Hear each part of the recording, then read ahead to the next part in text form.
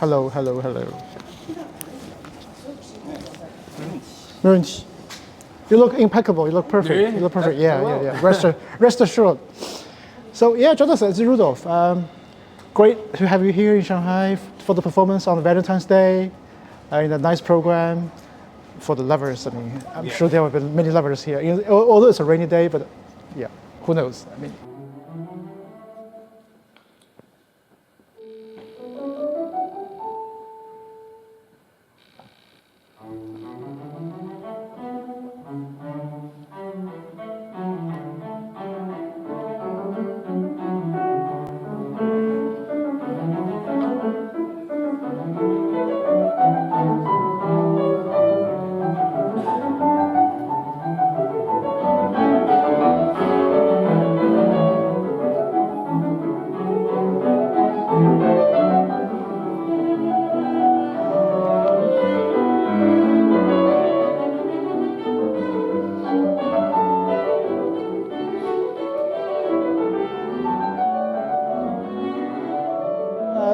You were born in France.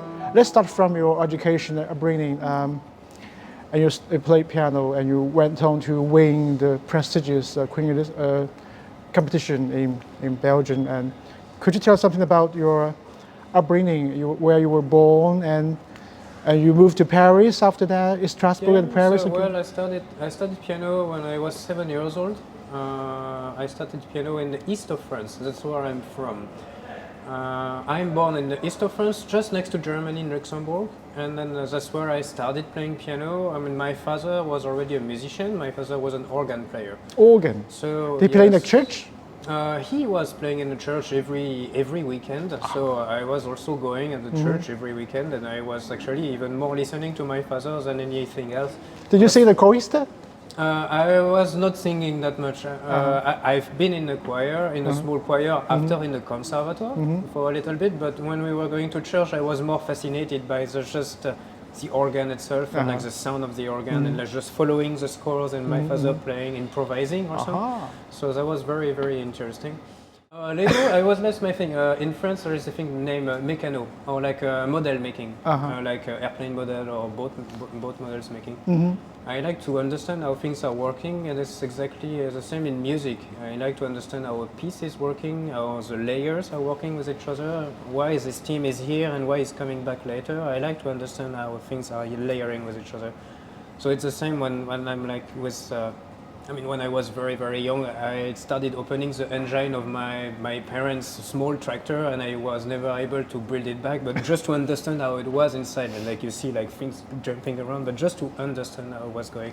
And it's a little bit the same in music, and that's what I like to do. Understand how things work. So that's why I'm making some things with, I love to make things with my hands. Other than just playing. Yeah. Interesting. I mean, how much would you say that your music making benefits from your hobby of figuring out how things work? I mean, it helps me maybe because I like to go very far into the details of things, and sometimes I forget to take a little distance with actually the big picture of it. But I love seeing the details, understanding the details, and put them where they should be. But I like to always make the comparison with with a painting. It's always nice to have like beautiful colors and to paint the small details or like the small feet of like a small character.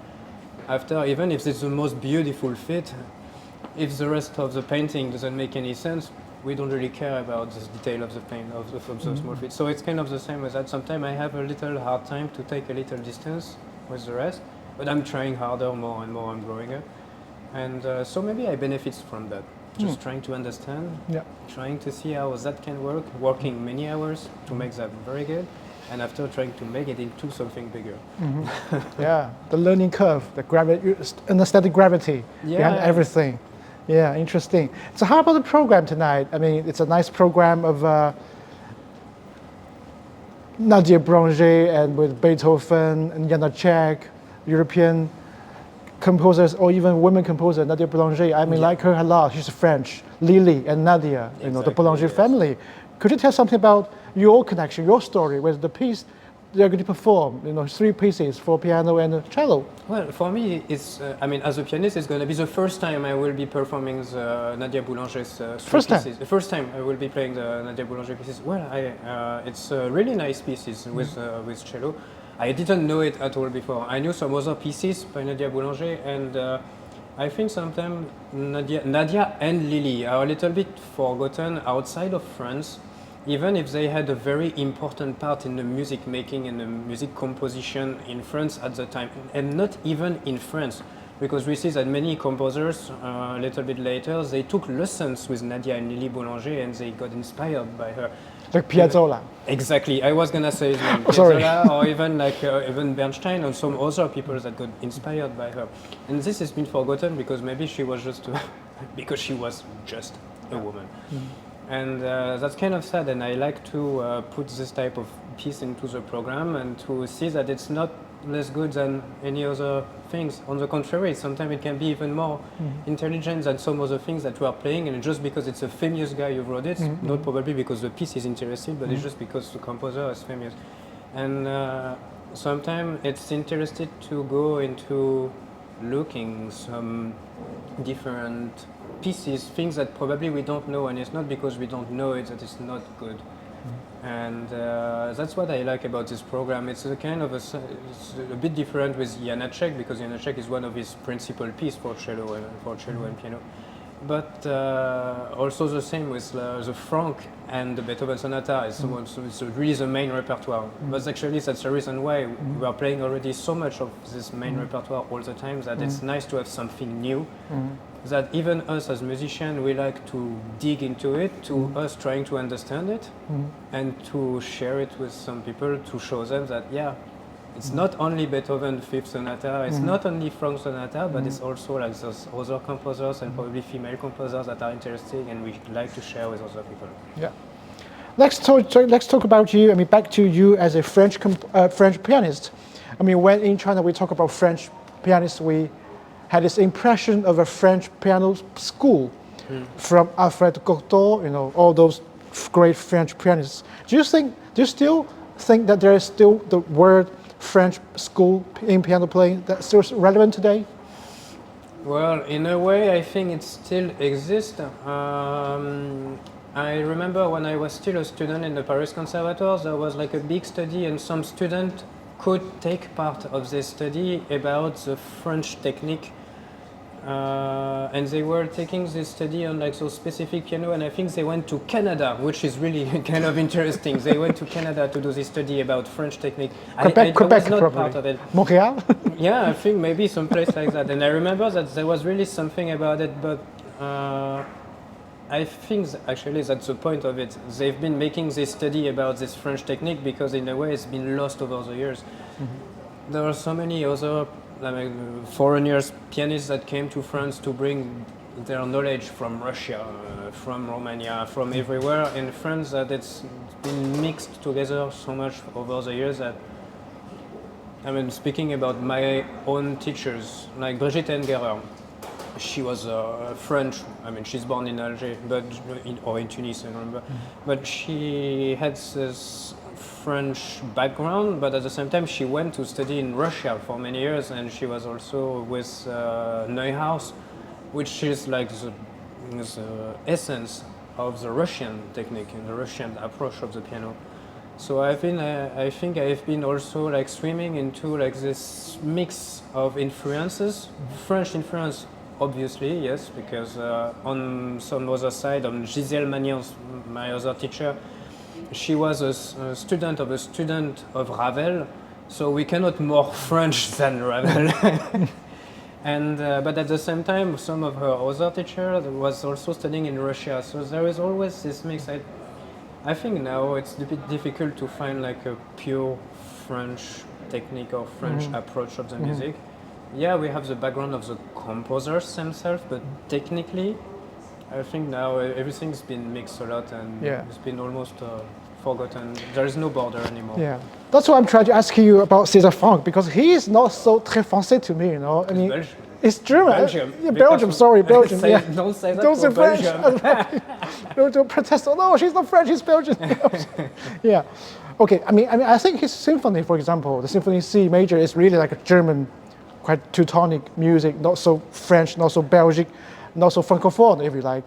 Yeah, more German, I would say. Yeah, more German. So why instead of funk, instead of other like, you just mentioned Ravel or. Yeah, I think it's kind of far from Ravel, and I think it's also the influence of the organ making. Obviously, in France, there was a big school of organ with Widor, Vienne, Boelman, and all of this. There was a big class in Fauré as well. That's why I think there is a better connection to make between Franck and Fauré in terms of writing. Because even when you play Franck or Fauré, you can really understand how it could have been written for organ.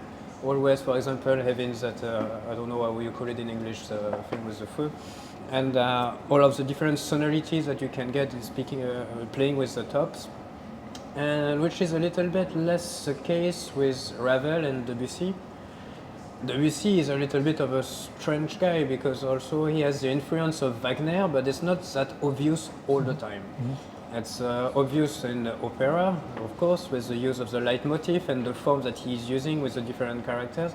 But on the other side, it's like always this research of like different sonorities and different colors in the orchestra, which is probably not what Franck was caring much about it sometimes. There was a little bit of this Protestant way of, I don't want to be with Protestant. It's okay. But this regularity and like a kind of seriousness about music. Music should be like that, and the colors, it's another aspect of the music, but first the music has another purpose than just being some colors and beautiful colors. The purpose is to say something and to speak about something and to explain something. That's more how I see Franck more than Debussy, even if I'm not saying that Debussy is just beautiful colors everywhere. But that's probably how I would make the difference between actually those two different composers and two different styles of composition. But in a way, yet Fauré, I found Fauré much closer to Franck, same as, and in a way, and Le Queux is kind of a mix of the both of them. Le Queux, he cannot stay in one tonality more than 2 beats. He likes to change. Even it's like, Fauré likes to change a lot, but there is something a bit more. He restrains himself sometimes to go even further. He likes to stay straight in his shoes or in his boots, I would say. Interesting. Okay, thank you for your time. I think that's enough for today.